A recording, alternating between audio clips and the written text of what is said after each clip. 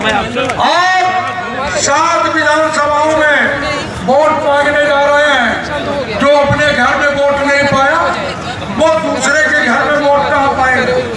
मैं अपने सियारा की जनता जनार्दन की तरफ से आपको आश्वासन देता हूँ कि जिस तरह से विधानसभा में हराया हमारी ये जनता जनार्दन, उसी तरह से लोकसभा में तुमने मतों से हराएगी। और हमारे भारतीय जनता पार्टी के प्रत्याशी भाई हमारे राजेश मिश्रा जी को प्रचंड बहुमत से चुनाव जिताएगी और सीधी संसदीय क्षेत्र का परचम लहराएगा भाई साहब। और हमारे नरेंद्र मोदी जी तो हमारी ताकत है, उसको पुनर्स्थापित करने का जो ऐतिहासिक काम किया है उसी का परिणाम है कि आज देश के कोने कोने से भारतीय जनता पार्टी के लोग नारे नहीं लगा रहे हैं, बल्कि देश की जनता ये नारा लगा रही है कि अब की बार 400 पार और फिर एक बार मोदी सरकार। ये नारा भारतीय जनता पार्टी के कार्यकर्ताओं का नहीं है, ये मोदी जी के सुशासन के कारण, मोदी जी की सरकार के कार्यों के कारण ये नारा देश की जनता पूरब से लेकर पश्चिम तक और उत्तर से दक्षिण तक नारा लगा रही है, क्योंकि लोगों को समझ में आ गया है कि इस देश को परम वैभव के स्थान पर पहुंचाने का यदि कोई काम कर सकता है वो सिर्फ भारतीय जनता पार्टी की सरकार, मोदी जी की सरकार इस काम को कर सकती है। और इसलिए ये चुनाव वास्तव में भारत को विश्व गुरु के स्थान पर पहुंचाने के लिए, आर्थिक महाशक्ति बनाने के लिए हो रहा है। ये चुनाव किसी को जिताने हराने का खेल नहीं है, ये अपने बच्चों के भविष्य को बनाने का मामला है, ये आने वाली पीढ़ी के भविष्य को संवारने का सवाल है। इसलिए आज आदरणीय नड्डा जी का हम लोगों के देश में पधारना, क्योंकि विधानसभा के चुनाव में मुझे याद है नड्डा जी विंध्य क्षेत्र के दौरे में आए थे और विंध्य क्षेत्र में जिस प्रकार से सफलता मिली तो हमारे लिए शुभंकर साबित हुए थे आदरणीय नड्डा जी। फिर से उनका पदार्पण हुआ है। आप सीधी लोकसभा में जरूर आए, लेकिन आपके इस सीधी लोकसभा में आने का असर रीवा लोकसभा में भी पड़ेगा, शहडोल लोकसभा में भी पड़ेगा, सतना लोकसभा में भी पड़ेगा।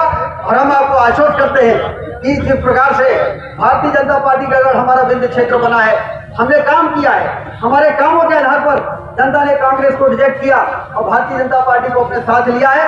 अभी 3 महीने हमारी सरकार बनी है, इन 3 महीनों में एक बड़ी उपलब्धि सिंचाई के लिए इस क्षेत्र के लिए वो डॉक्टर मोहन यादव की सरकार ने जो दिया है वो भी आज मुझे आपको बताते हुए प्रसन्नता है कि आचार संहिता। कभी सुना था किसी प्रधानमंत्री को ऐसे बोलते हुए? कभी सुना था? बोला भैया सुना था? 10 दिन के अंदर एयर स्ट्राइक करके पाकिस्तान के अंदर जितने भी हमारे खिलाफ चल रहे कैंप थे उनको ध्वस्त कर दिया। इस तरीके की परिस्थिति खड़ी। इसलिए मित्रों, सुरक्षा की दृष्टि से देखा जाए, हर दृष्टि से देखा जाए, आज देश आगे बढ़ रहा है और इसलिए ये नारा सही है कि अब की बार 400 पार।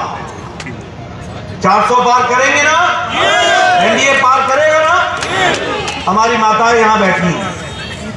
मोदी जी ने पिछले 10 साल में गांव, गरीब, वंचित, पीड़ित, शोषित, दलित, युवा, महिला, किसान सबकी चिंता की है कि नहीं की है? सबको आगे बढ़ाया कि नहीं बढ़ाया? मैं आपको किस्सा सुनाऊं। मैं 1993 में विधायक हो गया था, 1993। उस समय साल भर में एक पंचायत को 2 से 2.5 लाख रुपए विकास के लिए मिलता था। कितना मिलता था? 2.5 लाख, 2 लाख। आज एक पंचायत को 2.5 करोड़ मिल रहा है विकास की दृष्टि से। मैं जब विधायक बना था तो 90% मेरा इलाका मुझे पैदल चलना पड़ता था, सड़क नहीं थी, सड़क नहीं। आज बताइए गांव-गांव में पक्की सड़क प्रधानमंत्री ग्रामीण सड़क योजना में बनी है कि नहीं बनी है? बनी है कि नहीं बनी? आज आप लोग एक शादी के समय में जब ब्याह का लगन लगता है तो एक दिन में 4 शादियां अटेंड करते हो कि नहीं करते हो? एक जगह से स्कूटर को किक मारा, दूसरे गांव में, तीसरे गांव में। एक जमाना था जब बोझा लेकर के चलते थे, एक बाराती अटेंड हो गया तो बहुत बड़ी बात हो गई, वहीं रहना पड़ता था। ये गांव की स्थिति थी कि नहीं थी? आज बदल गया गांव की नहीं बदला?